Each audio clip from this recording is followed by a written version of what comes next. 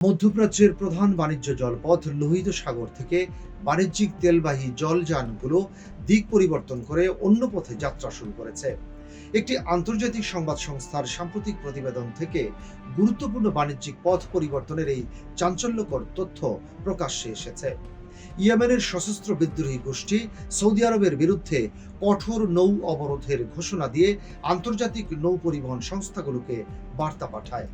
Saudi ভূখণ্ডের বন্দরে পণ্য লোড বা আনলোড করলে জাহাজগুলোকে সরাসরি ক্ষেপণাস্ত্র আক্রমণের লক্ষ্যবস্তু করা হবে বলে সতর্ক করা হয়। এই সরাসরি হুমকির কারণে সুদূর প্রাচ্যের দুই বিশাল অর্থনীতির দেশের জন্য প্রস্তুত থাকা দুটি সুবৃহৎ ক্রুডবাহী জাহাজ ভিন্ন পথে ঘুরে যায়।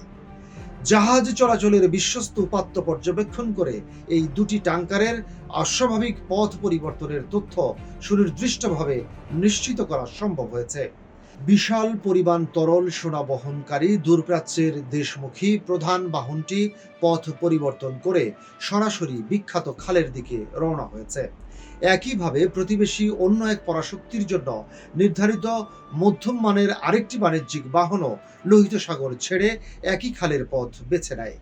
ইয়েমেনের এই প্রভাবশালী গোষ্ঠীটি বাবেল মানদেব প্রণালীর উপকূলীয় অঞ্চল সহ দেশের উত্তরাঞ্চলের উপর পূর্ণ নিয়ন্ত্রণ বজায় রেখেছে।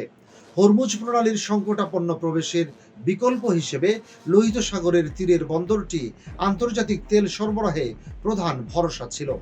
প্রতিদিন লাখ লাখ ব্যারেল কাঁচা তেল পরিবহনের জন্য বিকল্প এই সমুদ্র উপকূলীয় বন্দরটি বিশ্ব বাণিজ্যে গুরুত্বপূর্ণ ভূমিকা রেখে চলেছে। হুমকির পর লোহিত সাগরে চলাচলকারী বাণিজ্যিক জলযানগুলোর যাত্রা ব্যাহত হওয়ায় বিশ্বজুড়ে জ্বালানি সরবরাহে অনিশ্চয়তা দেখা দিয়েছে। আন্তর্জাতিক সমুদ্র সীমার নিরাপত্তা এবং জ্বালানি রফতানির স্বাভাবিক গতি বজায় রাখা নিয়ে তীব্র উদ্বেগ সৃষ্টি হয়েছে। বিদ্রোহীদের হঠাৎ করা অবরোধের কারণে আন্তর্জাতিক বাণিজ্যিক পথগুলোতে নতুন করে বড় ধরনের ভূরাজনৈতিক সংকট ও আতঙ্ক তৈরি হয়েছে।